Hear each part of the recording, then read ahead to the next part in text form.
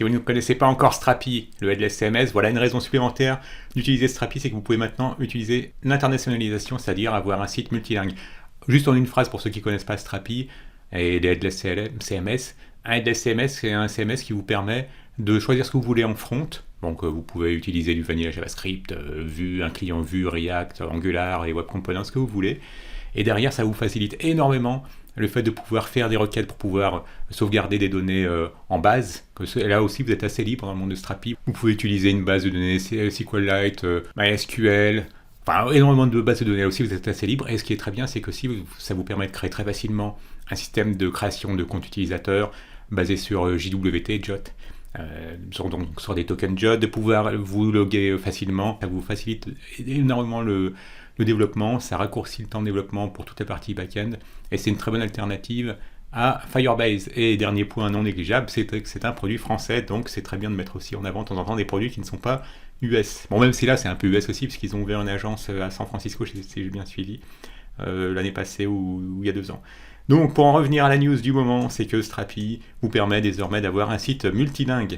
Alors, lançons, parce que la vidéo est bref, une démo vaut mieux qu'un long discours pour ceux qui ont déjà joué avec Strapi. Si ce n'est déjà fait, j'ai une playlist qui vous permet de vous initier à Strapi. Je vous laisse la prendre en main. Et donc on peut voir qu'on peut gérer différents langages. Alors c'est intéressant même si votre site, par exemple, n'est qu'en français, parce que vous pourrez très bien cibler des utilisateurs de français de France, français de Belgique, français du Québec, français d'énormément de pays. La francophonie, c'est quand même, je crois que c'est 200 millions de personnes, donc il y a énormément de pays francophones, notamment en Afrique. Voilà, ce que vous aurez, désolé, j'ai parlé en même temps, c'est que vous aurez un plugin qui vous permettra ensuite d'internationaliser, et c'est très granulaire. C'est pas du tout ou rien, donc vous pouvez très bien décider d'internationaliser que une certaine table. Imaginons que vous ayez, je sais pas moi, une table dédiée, j'aime bien ici, ils ont souvent des recettes d'ailleurs souvent appétissantes. Eh bien, vous pouvez décider d'internationaliser une table simplement et pas d'autres. Vous sentez que quelque chose va intéresser plus à l'international et pas d'autres choses, vous n'êtes pas obligé de tout balancer en international. Bienvenue sur Code Concept, la chaîne qui booste votre progression en JavaScript front, back et full stack. Abonnez-vous pour être sûr de ne rater aucune vidéo. Puisqu'une bonne nouvelle ne vient jamais seule, il y a eu la StrapiConf, bon c'était virtuel du fait du Covid, StrapiConf 2021, donc vous pourrez regarder tous les événements, il y a une playlist, voilà, que voici. Bon, vous pouvez constater que je n'ai pas encore regardé toutes les vidéos, moi c'est surtout celle qui va nous annoncer toutes les nouveautés qui m'intéressent. En ce moment j'ai un emploi du temps assez chargé, mais je les regarderai. Donc pour ceux qui ne sont pas à l'aise avec l'anglais, je vous ferai un résumé rapidement, mais donc Strapi continue à bien évoluer, à être adopté par de plus en plus d'entreprises. Et enfin, était annoncé durant la conf, ça je l'ai vu passer dans la newsletter, parce que j'ai pas encore eu le temps de voir les vidéos, qu'il y a la V4 de Strapi qui est dans les tuyaux. Donc, voilà, comme je vous disais, les choses ne sont pas prêtes de s'arrêter pour Strapi, et c'est tout le bien qu'on leur souhaite. Une autre plateforme que j'aime beaucoup, historiquement plus ancienne, et je suis content de voir qu'elle remonte, puisque comme je vous le disais dans la news de la semaine précédente, je crois, Meteor avait été racheté par Tiny, une entreprise canadienne, qui a mis beaucoup de bits dedans, ce qui fait que maintenant on a des nouvelles versions de Meteor qui continuent à s'enchaîner. Je vous avais annoncé la 2.0 il n'y a pas longtemps, dans la 2.2, qu'est-ce qui se passe? Des choses intéressantes comme un petit squelette d'application qui vous permet en une ligne de commande de vous lancer une application Meteor avec Svelte en front, ça fait toujours plaisir pour ceux qui aiment Svelte, j'en fais partie. La mise à jour de la version de MongoDB, vous savez qu'avec Meteor, tout est inclus, vous pouvez vous générer une application, et derrière ça vous crée un back-end, c'est un peu le même principe que Strapi qu'on a vu tout à l'heure. Sauf que Meteor, c'est vraiment la plateforme qui a inspiré énormément d'autres ensuite. Meteor était dans les premiers. Et derrière, ce qui est utilisé, c'est la base de données NoSQL MongoDB. Là, ils sont passés en version 4.4.4. Cordova a été mis à jour en version 10, parce que vous pouvez facilement créer des applications mobiles hybrides. Et donc, avec Cordova, interagir avec des différents éléments de votre device, que ce soit la caméra, le carnet d'adresse, etc. Donc, ça a été mis à jour Cordova en version 10. Je me demande si Capacitory est dans les tuyaux ou pas, je ne suis pas encore allé voir. La version de TypeScript a été mise à jour vers la 4.2.2. Et donc voilà, Meteor continue à bien bouger, donc n'hésitez pas à le prendre en main, surtout que la doc est excellente. Je vais me refaire celle consacrée à Vue, donc Vue en front, Meteor en back. Alors pour l'instant c'est la version de Vue, la V2 de Vue, mais comme je vous disais avec Vue 3, vous n'êtes pas obligé d'utiliser la Composition API, c'est un plus, donc je vous montre rapidement pourquoi je vous faisais de précision. Vous pouvez constater que sont utilisées l'Options API, celle qui comporte un objet de configuration avec méthode, par exemple, quand vous avez des méthodes que vous souhaitez appeler depuis votre template, bon là vous le mettez dans l'objet méthode, alors qu'avec la Composition API, vous avez votre méthode setup depuis laquelle vous exportez des fonctions. Si vous n'avez rien compris, c'est pas grave, c'est seulement les utilisateurs de Vue et de Vue 3 qui comprendront. Si vous voulez monter en compétence sur Vue 3, je vous rappelle qu'il y a une vidéo sur le sujet. Et alors, est-ce que pour ceux qui seraient intéressés à faire du Vue 3 avec Meteor, est-ce que les choses ont bougé? Bah là, visiblement, j'étais sur le forum de Meteor, pas encore. Donc, il y a 24 jours, c'est pas encore le cas. Donc 18 jours non plus. Bon, ça ne saurait tarder. L'autre grosse nouveauté dans le monde des web components, c'est la sortie de Lit. Alors, les web components, vous en utilisez sans arrêt, sans vous en rendre compte. L'exemple que j'aime bien citer, c'est par exemple Div. Quand vous utilisez un Div, le bon vieux tag Div, vous pouvez constater que vous pouvez lui préciser la classe, c'est ce que vous voulez utiliser. Vous pouvez lui passer des enfants, des tags enfants comme un H2 ou un paragraphe, etc. Donc finalement, on est tout à fait habitué à la logique des componentes. Et quand vous utilisez un framework comme Angular, React, Vue, Svelte et tant d'autres, vous créez des componentes. Sauf que vous le faites à l'aide de frameworks, librairies, très demandées sur le marché, c'est ce qui fait qu'on en apprend toujours au moins une, mais elles ont aussi des impacts sur le poids finalement de votre application. Même s'il y a beaucoup de progrès qui sont faits, notamment via le tree shaking qui permet de se débarrasser du code mort, via les imports dynamiques qui vous permettent de télécharger, si on peut dire que certains bundles uniquement quand vous allez sur les pages correspondantes. Il y a beaucoup de progrès qui ont été faits, mais il n'en reste pas moins que niveau performance, si vous voulez vraiment avoir le maximum de performance tout en ayant les avantages de componentes que vous créez d'ordinaire avec Angular, React ou Vue, ou quand vous utilisez des componentes fournies nativement, parce que finalement c'est ce qu'on fait quand on utilise un tag div ou un tag form ou un tag, on utilise, c'est des componentes. Eh bien, vous pouvez utiliser évidemment les componentes natives, mais quand vous avez besoin de davantage de componentes, si vous vous souvenez, je veux me faire d'autopromo, mais j'avais du flair il y a 3 ans, j'avais sorti une formation sur les web components, et qui commence à décoller. Donc un petit salut à Sam, on avait échangé dans la vidéo précédente, quand je disais en plaisantant que c'était le seul acheteur de ma formation. En fait, elle commence à décoller depuis 1 an, alors qu'il y a 3 ans, quand elle était sortie, elle était presque sortie dans l'indifférence générale.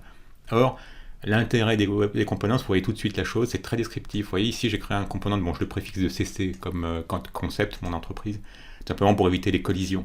Parce que vous avez, quand vous avez un component natif fourni par HTML, le head c'est le head, le body c'est le body, il n'y a pas de risque de collision. Alors que si un jour, vous créez un component qui vous permet de créer un minuteur, ici qui vous permet de faire le compte à rebours pour le lancement d'une fusée ou pour votre feu à la coque, pour vous montrer que c'est réutilisable, comme les components tels que head ou body, ou ce qu'on veut.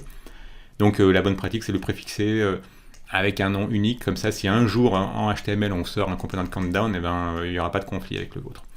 Et vous pouvez remarquer, comme c'est le cas avec les components natifs, je vous montre ici avec le div qui peut avoir un attribut classe, il aurait fallu que je vous en montre d'autres, mais vous voyez la logique de la chose. Voilà, pareillement, là où j'avais envie que mon compte à rebours, il dure 3, je ne sais plus quelles unités j'avais utilisées, sans doute des secondes, puisqu'un œuf à la coque sec cuit en 3 minutes, 180 c'est 3 minutes en secondes. Donc voilà, et puis je vous ai aussi précisé un attribut, comme on le fait ici dans le natif, dans du HTML natif, si on a l'attribut classe avec la value myDiv, là, et on peut indiquer que le but de ce compteur c'est le lancement de la fusée, celui-ci c'est l'œuf à la coque. Ça peut aller assez loin parce que j'avais créé un autre component aussi. Pour vous montrer comment ça marche, les web components, vous utilisez en fait des API qui sont maintenant reconnus par tous les navigateurs. Or, quand j'avais sorti cette formation il y a 3 ans, ça commençait justement, c'est pour ça que j'avais sorti à ce moment-là, ça commençait à être reconnu également par tous les gros navigateurs, mais maintenant c'est encore plus reconnu, toutes les API propres qui vous permettent finalement de créer vos propres web components. Vous pouviez par exemple, vous voyez, on voit tout de suite l'intérêt de la chose. Ici j'avais créé un web component qui permettait d'avoir le rendu d'une carte, c'était Google Maps à l'époque, vous pourriez très bien en faire avec qui utilise Leaflet. Et vous avez vu, c'est très descriptif, on comprend tout de suite que cette carte, elle aura un niveau de zoom de 12. On voit tout de suite que, elle a un ID particulier. Vous pouvez voir également qu'on peut lui ajouter des marqueurs. Vous voyez, pour ajouter un marqueur, il suffisait, j'avais créé cette propriété, most recent marker, qui me permettait de placer des marqueurs sur une certaine position, ce qui est très descriptif aussi, à une certaine latitude, à une certaine longitude. C'est la place Sainte-Anne à Rennes, pour ceux qui connaissent, ou le Parlement de Bretagne également à Rennes. Et je pouvais rendre le draggable, si je voulais, le marqueur. Donc vous voyez, on se retrouve à pouvoir créer des componentes comme on le ferait avec Angular, React ou Vue, Svelte, mais sans avoir recours à un framework. Et ça, c'est un gros atout quand vous ciblez par exemple, vous voulez faire des applications mobile et hybride, eh bien vous avez envie qu'elle pèse le moins possible parce qu'on n'a pas tous la 5G ni la 4G. Donc parfois vous allez être dans des conditions où vos clients ils essaieront d'accéder à vos applications. Si vous créez des components, des custom components et web components, ils pèseront moins lourd que des components créés avec un Angular, React ou Vue. Donc ça leur fait un deuxième atout, dans le fait qu'ils sont très descriptifs, qu'ils sont très légers. Mais si vous voulez aller plus loin, être un peu plus assisté, eh bien, vous vous souvenez peut-être, pour ceux qui ont suivi l'histoire des web components, il y avait Polymer à une certaine époque. Alors Polymer continuera à exister, il faudra creuser un peu la chose, mais bon, on sent bien que ce qui est poussé maintenant en avant par Google, eh bien, c'est cette nouvelle librairie. Voilà, j'en viens enfin en fait, mais il fallait que je vous resitue la chose. Désolé pour ceux qui connaissent déjà les web components, mais pour ceux qui ne connaissaient pas, il faut dire que à l'aide des web components, vous pouvez créer des components de manière simple, des components qui sont rapides et bon, qui utilisent les API propres web components, ce que je vous ai montré à l'instant. Lit, c'est un produit qui semble bien né parce que vous avez vu, l'installation est très facile. npm install lit, boum, c'est parti, vous pourrez créer vos web components. Ce qui est très important pour adopter une nouvelle techno, c'est la documentation et les tutos. Et ce qui est très bien, c'est que c'est interactif. Donc vous allez avoir des exemples très précis à suivre. Moi, ça me fait vraiment penser, pour ceux qui connaissent, à la doc de Svelte qui est très bien faite. Et bien là, on a le même principe. Donc vous pouvez constater alors, une ligne de commande suffit pour installer npm install lit. Ensuite, à partir de lit, là, vous pouvez importer les composantes, les éléments qui vous intéressent. Et ensuite, ce qui change, si je vous montre les composantes que j'avais fait à l'époque, ça marche toujours, ils ont 3 ans, mais la logique n'a pas changé puisque c'était très mature. Eh bien, je prends par exemple ce component map. Eh bien, pour créer un component map, il suffisait d'hériter de HTML element et qui nous mettait à disposition. Après, ensuite, vous voyez que c'est du très classique. Avec Super, on appelle le constructeur parent, HTML component, et de là, eh bien, on peut bénéficier de tout ce à quoi on est habitué quand on crée des components avec Angular, React ou Vue, c'est-à-dire qu'on peut avoir une encapsulation de nos components, si bien que les styles ne vont pas baver, ne vont pas influencer les composantes de style. On peut rendre vraiment le component customisable. Je vous rappelle l'exemple. Ici même, vous avez vu, dans un component, on voulait donner, une fois qu'il est développé à l'utilisateur, l'autre développeur qui l'utilise, eh bien, de pouvoir indiquer une durée, par exemple pour votre compte à rebours. Il faut bien que vous puissiez donner la possibilité à votre utilisateur, l'utilisateur de votre component, eh bien, de pouvoir indiquer une durée. Sinon, votre component de compte à rebours, il n'aurait qu'une seule durée, 3, 2, 1, 0, ou bien que 180 secondes, mais libre à vous ensuite. Si vous avez envie d'en faire un component de Pomodoro, pour travailler sur des sessions de 20 minutes, eh bien, il vous suffit de passer ici en duration, 20 par 60, ce qui ferait pour 20 minutes. Donc voici 12, 1200. Je le redécouvre, ça fait 3 ans. Donc je vois qu'on pouvait aussi mettre en pause. On pouvait mettre en pause et reprendre le compte à rebours, je m'en souvenais même plus. Et bref, et l'intérêt ensuite, c'est que pour créer un component, eh bien, vous aviez qu'à utiliser defined. Donc vous avez vu que sur l'objet Windows, vous étiez mis à disposition ce custom elements, cet objet custom elements qui met à disposition une méthode define qui vous permet de dire, voilà, je veux créer un component qui s'appellera cc count down. Eh bien, avec lit, c'est le même principe. Vous avez vu, vous avez ce myElement, et comment est-ce que ça devient myElement? Tout simplement parce que, voilà, ils utilisent des choses très modernes comme les décorateurs. Si vous connaissez Angular ou vous êtes familier des décorateurs ou Nest.js, eh bien voilà, la différence c'est que ici, eh bien, vous étendez pas. Vous héritez pas de la classe HTML element, vous héritez de la classe lit element qui elle-même doit hériter de HTML element. Donc voilà, tout ça pour vous dire que on reste dans la même logique que Polymer, ou que Stencil, beaucoup de Stencil, c'est ce qui est utilisé par Ionic. Et donc l'avantage c'est que vous pouvez très facilement créer vos custom elements, ici en ayant recours à des décorateurs. Et ensuite, de là vous pouvez parcourir. Alors je vais plutôt passer sur la documentation. Ouais, imaginons que vous ayez envie, c'est interactif, ça qui est très bien. Allez voir comment est-ce qu'on pourrait itérer. Par exemple, il y a des composants sur lesquels on a besoin de rendre des collections. Ouais, il y a des listes, ça va itérer. Mais là, vous voyez, par exemple, quand on a un ensemble de propriétés mises dans un tableau, nativement, en appelant this.colors, on voit que nous sont rendus les 3 couleurs. Et lorsque vous voulez ensuite itérer de manière plus contrôlée, vous pouvez voir que ça fait assez penser à ce qu'on fait dans le monde de React. Et à ce moment-là, ça fait assez penser à du JSX. Voilà, vous utiliserez simplement un map sur votre tableau. Et là, qu'est-ce que vous décidez de faire au niveau du rendu de la méthode render, qui fait également penser à ce qu'on ferait dans le monde de React? Eh bien, je découvre en même temps que vous la doc, mais on voit tout de suite que si on connaît un ou deux frameworks front, on retrouvera très facilement ces petits. Là, vous avez vu, ça vous rend des list items sur lesquels vous utilisez la couleur, et chaque couleur est récupérée depuis ce tableau. Bref, avec lit, ça ne tue pas visiblement Polymer, parce que ça n'a pas été annoncé dans une conférence dont je vais vous mettre le lien en description, parce que tout s'est fait via webcam, parce qu'il y a évidemment, c'était hors de question de regrouper les développeurs lors d'une grande conf pour annoncer le lancement de Lit, mais c'est quand même quelque chose d'important. On sent que c'est un produit très réfléchi. Il en est à sa 2.0. Et si vous voulez vraiment suivre la chose et voir ce que développent deux développeurs avec Lit, eh bien vous pouvez suivre sur Twitter ce handle build with Lit. Je ne trouvais pas parce que j'avais mis un D. Donc faites attention, c'est build avec un D. Donc voilà, dites-moi en commentaire si les web components vous intéressent. Et je remarque au passage que sont abonnés à cette chaîne Twitter, je suppose qu'on dit chaîne pour Twitter, Nest.js, on reconnaît le logo Nest.js, donc le créateur de Nest.js, et Jim Laurie, hello, si tu passes par là, je sais que de temps en temps tu regardes les vidéos, qui fait partie de l'équipe de Strapi. Et bon, le repo GitHub, vous pouvez voir que depuis l'annonce du lancement de Lit, avec ce nouveau logo au passage, il y a eu apparemment, ça a mis un certain temps à se mettre en place, eh bien vous avez déjà 7600 personnes qui ont manifesté leur intérêt, en tout cas sous la forme d'une star. Tiens, je vais en faire autant, j'ai pas fait.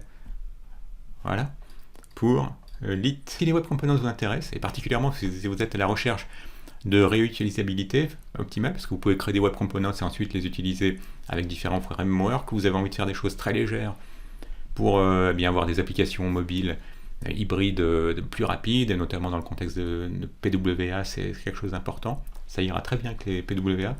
Lit, jetez un œil, moi je vais creuser la chose. Je sais pas comment j'ai fait pour passer à côté de Lit. Dites-moi en commentaire si vous l'aviez vu passer ou pas. Donc voilà, à surveiller et à adopter. Donc si vous avez déjà joué avec, n'hésitez pas à le mettre en commentaire et à faire un retour d'expérience. Si vous aimez les media queries qui vous permettent d'avoir un site responsive, si je réduis la taille de ce site, vous allez voir, il doit probablement l'être. Voilà, on voit bien qu'il y a des choses qui vont changer, on voit bien que le logo est devenu plus petit, de l'auteur, donc c'est clairement responsive, on voit que le menu change à partir d'une certaine dimension, voilà, vous avez vu, ça devient un burger menu. Donc ça, quand on aime ce genre de responsivité, on aime les media queries. Eh bien maintenant, c'est encore expérimental, attention, donc si vous voulez le tester, ce sera dans Chrome Canary pour l'instant, à ce jour, en ce lundi 3 mai 2021, mais bon, probablement que quand vous regarderez cette vidéo plus tard, ce sera déjà dans Chrome, puis adopté par d'autres navigateurs. Vous allez avoir l'équivalent du Media Queries. Donc sur une Media Query, ça vous teste la largeur de votre navigateur. C'est pour ça que vous avez vu qu'ici on passe du burger menu, regardez cette icône-là. Et quand on est plus large, voilà, quand on a une largeur plus large, on a d'autres menus ici, donc ça vous connaissez bien. Les choses propres aux Media Queries. Et on a, grâce au CSS Container Queries, on va être plus granulaire, c'est-à-dire que grâce aux Container Queries, eh bien, on ne réagira pas à la largeur de tout navigateur, on pourra réagir carrément à la largeur d'un container. Donc vous pourrez très bien réagir à la largeur de ce container si vous avez envie attendez, il y a une petite vidéo très brève, regardez en gros ce que ça va donner. Vous voyez ce component, ce container parent, en fonction de la taille, vous voyez bien que la taille de l'icône change, la taille du titre change, et quand il devient très grand, ça devient quasiment un héros. Donc quand vous êtes dans le monde des containers JavaScript, enfin dans le monde des frameworks JavaScript, ça s'appelle un héros en général. Ça, c'est vraiment quelque chose de très intéressant, parce que vous allez pouvoir réagir quand vous mettrez un enfant dans un parent, c'est le parent lui-même qui pourra avoir du contenu qui s'adaptera dynamiquement, et pas simplement tout le navigateur. Et ça peut être assez utile, notamment au niveau de la pagination. Vous avez vu, quand vous aurez un container qui sera assez réduit en taille, vous verrez que les previous next, quand il sera plus large, previous et next seront alignés horizontalement, et quand vous aurez encore plus de place, eh bien vous pourriez ajouter des numéros de page. Donc ça vous ouvre des possibilités ensuite au niveau de la personnalisation de vos applications, non plus uniquement comme avec les media queries, ce qui était déjà très bien au niveau de la largeur du navigateur, mais là carrément au niveau d'un seul container, d'un container par an. Donc voilà, il y aura des nouveaux tags qui vont apparaître, tels que ces tags contain et inline size. Donc au lieu d'avoir @media, maintenant vous aurez ce @container. Et là on voit que ce @container, eh bien, il va rentrer en action quand on aura une largeur minimale de 250 pixels. Donc dès que ce sera plus grand, vous aurez ces deux classes qui entreront en action. Donc voilà, je vous laisse redécouvrir la chose, c'est quelque chose qui va sans doute enthousiasmer les adeptes de media queries qui verront quelque chose de encore plus granulaire à l'aide de ces container queries. Alors la reconnaissance de caractère peut être très importante dans certaines applications. Je sais que j'ai travaillé à l'URSSAF où ils avaient des scanners qui scannent à une vitesse folle, et après il s'agissait de pouvoir lire le contenu de ce qui avait été scanné. Donc vous voyez, il y a des moments d'application. J'avais travaillé aussi chez un client chez qui faisait de l'archivage électronique, donc il scannait énormément de paperasse qui appartenaient à des banques, à des grosses entreprises de BTP et autres. Après il s'agissait de pouvoir lire Elle est d'un OCR, donc vous savez, il y a beaucoup d'applications où bénéficier d'un OCR est important. Et bien là, si vous voulez utiliser Tesseract, qui se trouve être un OCR qui a, j'ai vu passer, je crois, près de 25 ans, hein, enfin on est dans les décennies, eh bien vous pourrez utiliser Tesseract, le CLR Tesseract, depuis Node. Pour ça, une petite install suffira. Il faudra d'abord, là il montre l'exemple avec Linux, hein, donc avec un petit apt-get install, vous installerez l'OCR en lui-même, et de là vous installerez le package qui permet de l'utiliser facilement avec Node. Et de là, c'est parti, vous pourrez faire un require. Bon, un require, maintenant, attention, hein, maintenant ça va plutôt être les scripts modules, donc il y a des chances que ça devienne un import Node Tesseract from Node Tesseract. Et de là, bon, vous pouvez passer un objet de configuration. Bon, là, on voit que l'anglais, c'est langue English. Alors les autres, je n'ai pas lu spécifiquement la doc. Hein. Et bon, tout ça pour vous montrer que, ensuite, pour pouvoir lire depuis une image les caractères et pouvoir les reconnaître grâce à l'OCR, il suffit d'indiquer soit l'image en elle-même et l'objet de configuration.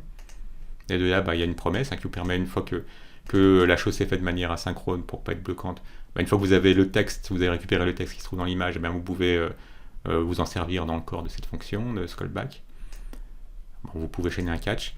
Vous pouvez également utiliser un buffer à l'aide de readfile. Alors je ne sais pas si c'est obligatoire de le faire de manière synchrone. Oui, il y a des chances, il faut sans doute d'abord avoir l'image, parce qu'ensuite il faut la passer. Donc voilà pourquoi ils l'ont utilisé de manière synchrone.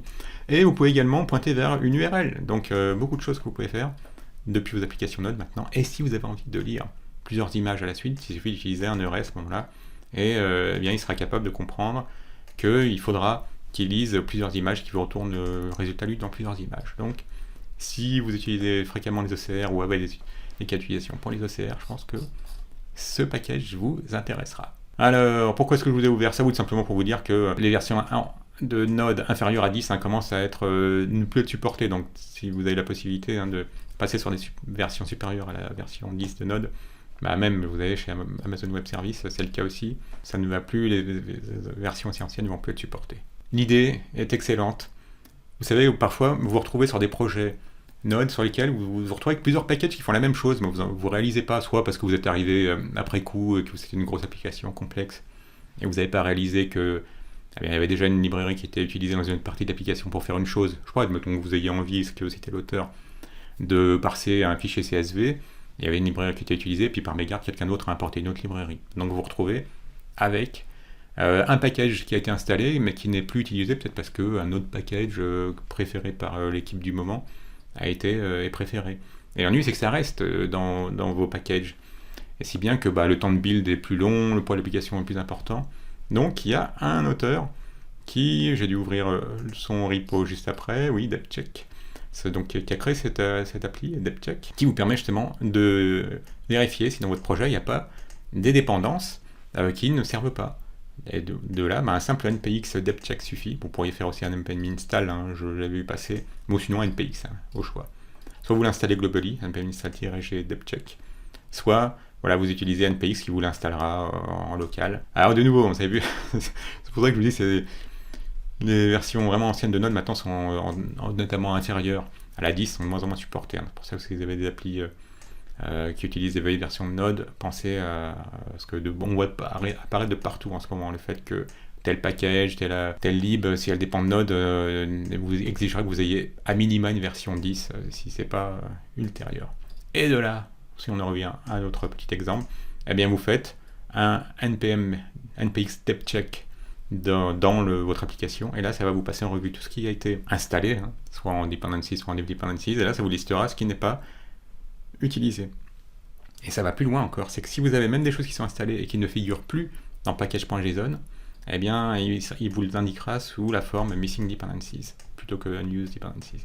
Donc voilà, un petit outil ingénieux, très pratique, et comme il disait ici, un point de bonus pour ceux qui l'auront plugué pour qu'il soit exécuté automatiquement avant de faire un push sur votre repo, vers votre repo GitHub. Et donc vous assurez que vous ferez un nettoyage régulier de packages qui ne sont pas utilisés dans votre application Node. Donc comme je vous disais dans des petites brèves précédentes de ce jour, il est rappelé sans cesse que depuis la fin avril 2021, et là on est au moment de l'enregistrement début mai, que Node.js 10 n'est plus supporté. Son long term support, c'était jusqu'au 30 avril 2021. Et donc maintenant, avec vos nouvelles versions de Node, vous utiliserez des ESM ECMAScript modules et non plus CommonJS, donc il n'y aura plus de require de package. Ce sera import ce que vous voulez importer depuis from un package. Donc voilà, je vous le mettrai en lien juste pour vous rappeler ce qu'il vous conseille de faire pour passer en ECMAScript pour vos ECMAScript modules en ajoutant simplement type de point module dans package.json, ou bon, il y a d'autres cas de figure qui sont listés. Et pour ceux qui se demandent si c'est pas du temps de perte de temps et autres, ben voilà, il y avait une réponse de Sindre Saurus, j'en parle aussi régulièrement puisqu'il a publié près d'un millier de packages NPM. Voilà, il liste tous les avantages qu'il y a à passer de CommonJS, donc avec require à ESM, ECMAScript modules. Alors, le fait que maintenant on utilisera import, comme on le fait par exemple depuis quand on utilise React ou Angular ou Vue ou Svelte. Côté back aussi avec Node, qu'on a du top level await. Donc vous n'êtes plus obligé de créer des fonctions pour faire si c'est à ça qu'ils pensent. Vous avez vu, d'ordinaire, on peut utiliser async await que au niveau d'une fonction.